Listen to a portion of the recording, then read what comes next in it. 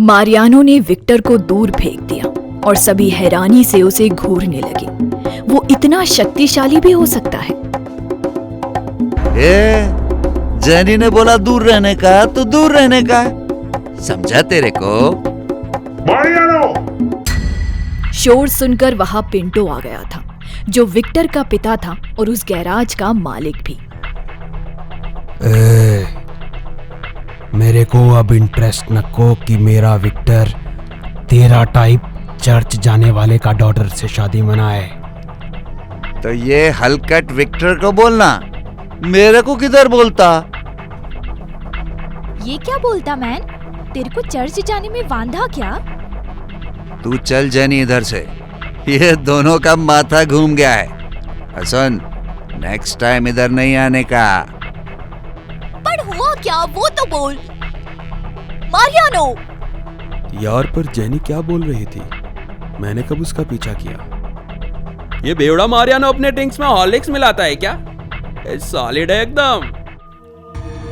तू रोका क्यों मेरे को मारियानो? आज तो वो विक्टर का मंचूरियन बनाना मांगता था मेरे को। कभी डैडी बोल दिया मेरे को, बाप होने का मैं तेरा। अंजनी, मेरी बात सुनने का अभी देख, तेरे को कोई कुछ भी बोले ना तो फर्स्ट मेरे को आके बोलने का, ओके? जेनिफर के कुछ पल्ले नहीं पड़ रहा था। असल में मारियानो, विक्टर और उसका परिवार और खुद जेनिफर भी हाफ डीमंस यानी कि आधे शैतान थे, पर मारियानो ने उसे कभी ये सब नहीं बताया था। अंजनी, ये लव, ये रिलेशनशिप, ये सब पंगा होने का, फंसना नहीं मांगता है सब में, ओके? ओके, पंगा होने का। यस, राइट करके बोलता है तू। लव रिलेशनशिप सब पंगा होने का तो मेरे को क्या गमले में उगाया था तुम? मेरा मदर से शादी बनाया कि नहीं? अरे फिर किधर से टपका मैं, बता ना। जेनी, बहुत लाइक करता तू उस छोकरे को। वो छोकरा क्या नाम होने का उसका? विनय। गॉड नोज मैं काहे पास मारता उसको। मारियानो के चलते किसी की हिम्मत नहीं थी जेनिफर को देखने की, पर आसपास के हाफ डीमंस ही जेनिफर से कांटेक्ट करने की कोशिश करते रहते। पर इन सब से अलग जेनिफर की अलग ही समस्या थी।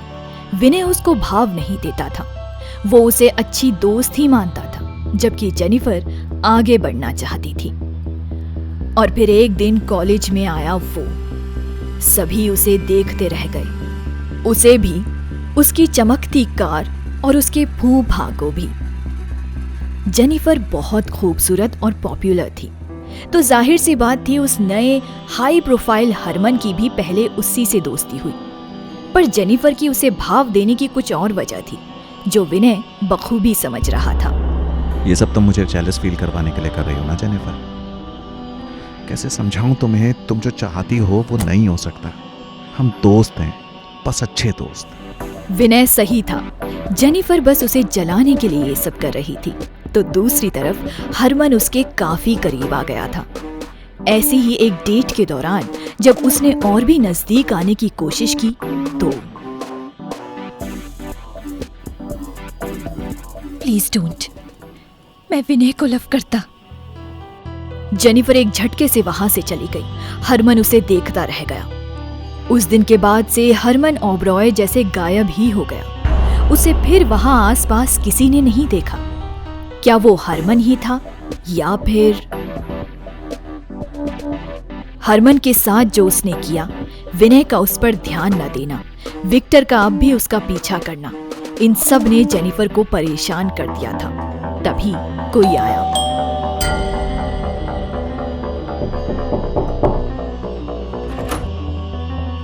अरे विनय, तू इधर पे? हाँ मैं। तुम कॉलेज क्यों नहीं आ रही थी? 3 दिन हो गए तो मैं देखने आ गया। वो अपने और विनय के लिए कॉफी बनाने लगी, जब विनय ने पीछे से आकर उसे थाम लिया। तेरे को 1 ईयर का कसर अभीच निकालने का क्या? तभी जेनिफर को कुछ खटका। आज से पहले विनय कभी उसके इतने करीब नहीं आया था, और वो तो इतना संकोची था कि उसकी उंगली छूने से भी कतराता था। तो आज विनय कुछ अजीब नहीं। जेनिफर ने जल्दी से खुद को अलग किया और बहाना बनाया। कॉफी फिनिश, इधर ही वेट करने का, मैं निच्चू स्टोर से लेके आता है। जेनिफर अपने रूम के नीचे वाले स्टोर से विनय के हॉस्टल में फोन लगा रही थी, क्योंकि उसे अब शक हो गया था। और कुछ देर बाद जेनिफर के कदमों तले जमीन ही खिसक गई जब दूसरी तरफ से विनय की आवाज आई। अगर विनय अपने हॉस्टल में था तो ऊपर उसके रूम में कौन था? अरे जेनिफर कुछ बोलो भी।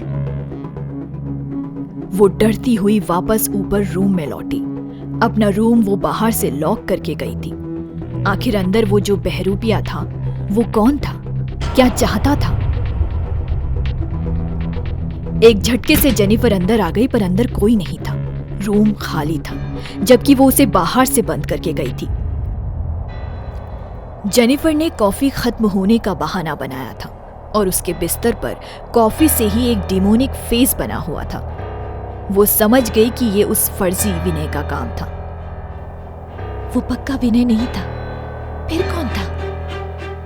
ये सब क्या हो रहा है? और वो जो भी था गायब कैसे हो गया बंद दरवाजे से? और बेड पे ये निशान कैसा?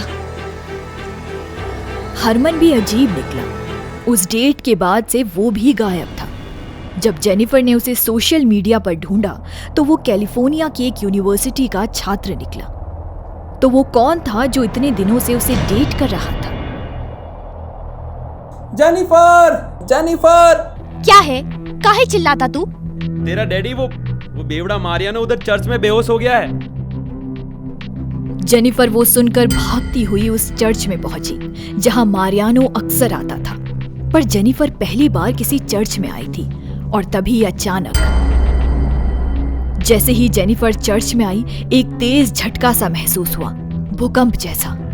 कई लोग गिर पड़े, तेज हवाएं चलने लगी, चर्च की खिड़कियों के कांच तड़कने लगे। जेनिफर भी हैरान थी, इस बात से अनजान भी कि ये सब उसकी वजह से। ए मारियानो, उठ ना। एक तो साला बाटली मार के चर्च में आएगा, फिर खाली पीली ड्रामा करेगा। उठ अभी। फादर सब जानते थे। वो मारियानो को बाहर ले जाने में जेनिफर की मदद करने लगे। असल में वो चाहते थे कि जेनिफर जल्दी से बाहर जाए। मारियानो से समस्या नहीं थी, वो तो अक्सर वहां आता था। और जेनिफर की हैरानी का ठिकाना ना रहा जब उसके बाहर आते ही सब ठीक हो गया। ना कोई भूकंप था, ना तेज हवा, और उसका दम भी तो घुट रहा था अंदर। उसे अब भी कमजोरी लग रही थी। जेनिफर किसी तरह मारियानो को अपने रूम तक ले आई। सारा सस्पेंस अब उसकी बर्दाश्त के बाहर हो चुका था। वो अब सब जानना चाहती थी। उठ अभी, बता मेरे को, वो अर्थक्वेक किधर आता था? हाँ, चर्च में क्या होता था? बोल ना। बोलता था तेरा मदर, तू बहुत पावरफुल, तेरा पिच्चू डेविल आएगा, तेरे को उधर नहीं आना था जेनी। डेविल? और नशे में मारियानो ने वो बक दिया जो इतने दिनों से उससे छिपाते आया था। जेनिफर बुत बनी खड़ी रह गई। पसीना पोंछती जब जेनिफर खिड़की पर आई तो उसे फिर दिखी वही परछाई, खुद को घूरती हुई, जिस पर उसे इतने दिनों से विक्टर होने का शक था। पर अब वो समझ गई थी कि वो ना तो विक्टर था, ना ही हरमन था, और ना ही उस दिन आया नकली विनय था। तो आखिर कौन था वो? क्या डेविल? जानने के लिए जरूर करें चैनल को सब्सक्राइब। कहानी जारी रहेगी।